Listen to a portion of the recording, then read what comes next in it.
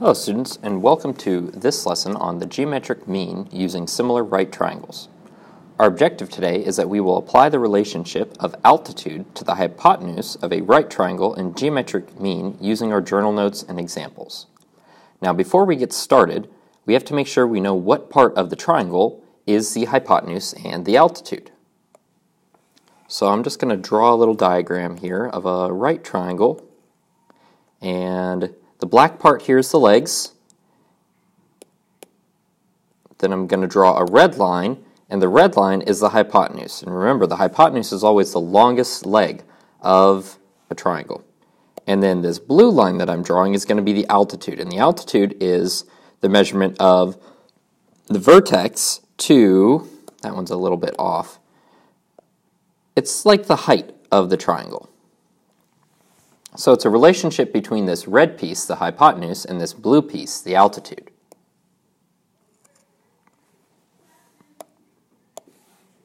Our definition of the geometric mean is that for two numbers, it is a special type of average where we multiply the numbers together and take the square root.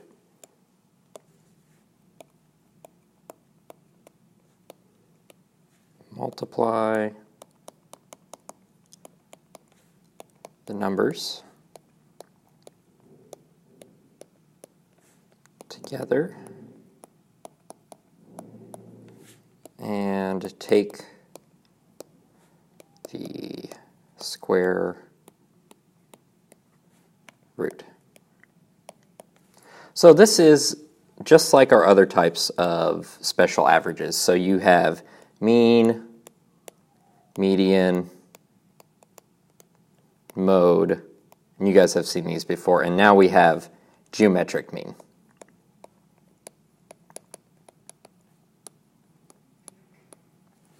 So it's just another one in this list of different types of averages. All right, so let's work on finding these. So if I give you two numbers, 18 and 2, and I ask you to find the geometric mean of these two numbers, then it's going to be 18 multiplied by 2, that's going to be 36, and then you take the square root of 36, and that's equal to 6. So the geometric mean is equal to 6. The same thing over here, I can do 4 and 49. So 4 multiplied by 49, that's going to give me 196. And then the square root of 196 is going to be 14. So nothing too crazy, really. All right, so now let's see how this relates to the similarity of right triangles. So our similarity theorem is actually really interesting. So it says if the altitude is drawn to the hypotenuse of a right triangle, then the two triangles formed are similar to each other into the original triangle. So that theorem is if the altitude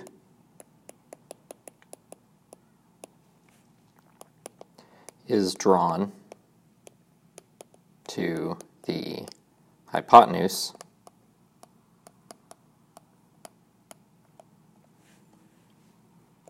of a right triangle,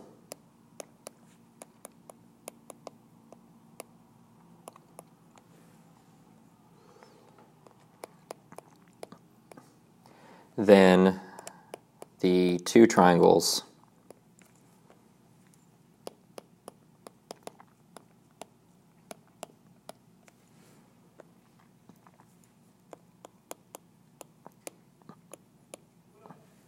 formed are similar to each other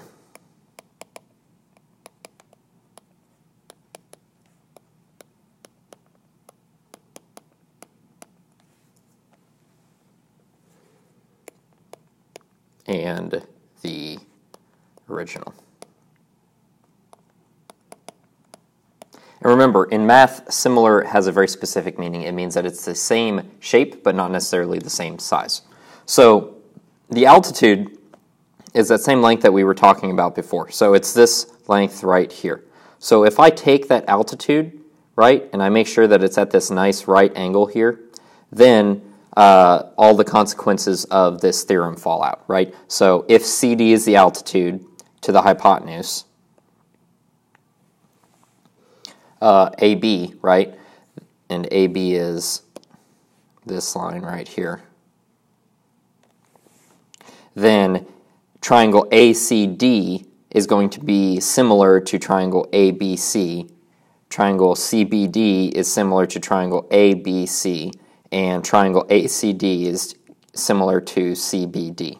And those specific letters being in those specific places are important because that's where you start to see the actual similarities occur, right? So A, right, is going to end up being the same angle that occurs here. So this angle and this angle will be congruent because that's the way that similarity works in triangles.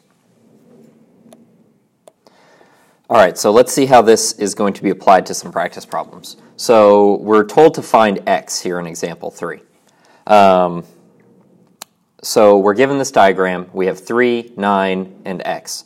And the interesting thing is, because they're similar, we can set up the ratios that we had before of similar triangles or of similar figures.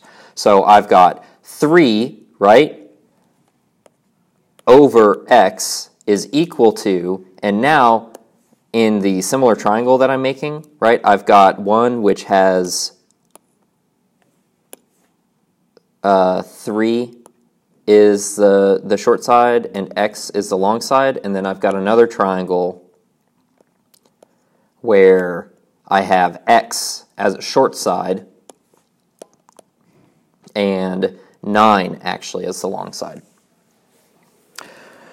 So then I can say x is the short side, right? So it's always the same positions in the ratio. So it's short over long and short over long.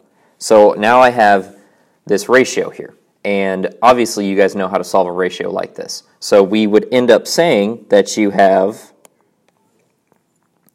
3 times 9 is equal to x squared. So 3 times 9 is just 27 is equal to x squared. And we see that this is actually going to be solved exactly like our geometric mean problems. That's why we had to introduce the geometric mean, because it does show up in different places.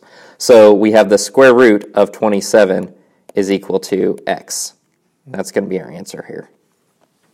You can approximate it if you want. Me personally, I'm about leaving it as a ratio whenever possible, or leaving it as a expressed in the most accurate form. All right, so for example 4, we can do something similar. And again, we want to set up this ratio, right? So what I've done is I've determined my two triangles, right? I have my triangle that has legs of y and 5, and my triangle that has legs of 5 and 10. And I figured out that 5 is the short leg of this bigger triangle down here, and 5 is the long leg of this other triangle that's going on. So we can go ahead and set up our ratios. So you have y, right, short over long, 5, is equal to short 5 over 10. So here we just cross multiply. You get 10y is equal to 25, and you get that y is equal to 2.5. So again, not too hard once you actually set up the problem, but you do need to make sure that you get these ratios correct. All right, and the last thing that we're going to talk about today is the leg theorem. And the leg theorem is actually regarding these two legs. So if I take the leg CA and the other leg of the triangle, which is CB, and I want to state some kind of relationship between the two. So what I can state here is that if I'm looking at AC, right, AC is going to be shared in two places. So it's going to be kind of this ratio bridge between two different triangles. The first one is going to be our larger triangle, right? So we're saying that AC has some relationship to AB. So AB is this long length here. It's the hypotenuse.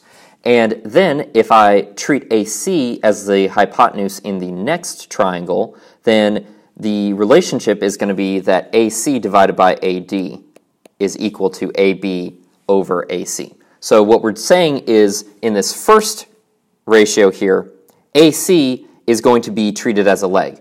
And then in this second ratio here, AC is treated as the hypotenuse for a triangle. And remember, this goes back to our triangle similarity theorem, where we said that all three of the triangles that we see here are going to be similar to each other. So likewise, we can do the same thing with the other leg. So, or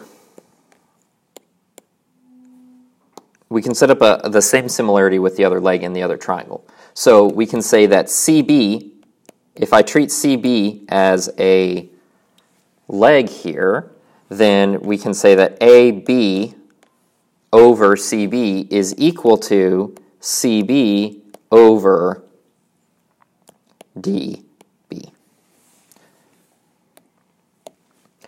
So if we apply this to a practice problem here, we're told to find x. So x is this long leg right here. And I'm using green on purpose. So it's this long leg, and what I want to do is I want to set up a ratio that will help me find it. Well, I know that x, right, is a leg. So in the first thing, or in our first ratio, it's going to be below, and in our second ratio, it's going to be above. The only question is, what's going to go in our last two places? So remember, in our first ratio, we're using the hypotenuse of the larger triangle. Now, that's not given directly to us, but we can see that it's going to be 20 plus 5. So that's going to be 25. And then x is the hypotenuse of this other triangle, so I'm treating it as the hypotenuse, and I want to look at the long leg. And the long leg, in this case, is going to be 20. So here, I'll have 20. So then I've got 25 times 20, so that's going to be 500, is equal to x squared, and that's just because of cross multiplication. So that's going to be the square root of 500 is equal to x, and just to save time, we're going to treat this as a decimal, so we're going to say x is approximately 22.36. All right, and then I also want to find y. So again, we look at y, and we say, all right, well, that's going to be the short leg here. So again, we know where y needs to be in each of the ratios. We need to have it below. Sorry, that's an x. We need to have it below and above. And then the question again is, what is going to go into our other positions? So again, we're going to choose the hypotenuse of the large triangle. That's going to be on top here. So that's 25 again. And now I want to use the leg, the short leg of the smaller triangle. So this is my smaller triangle here. And I want to use the leg when y is the hypotenuse, and I want to use the shorter leg. So that's actually going to be 5.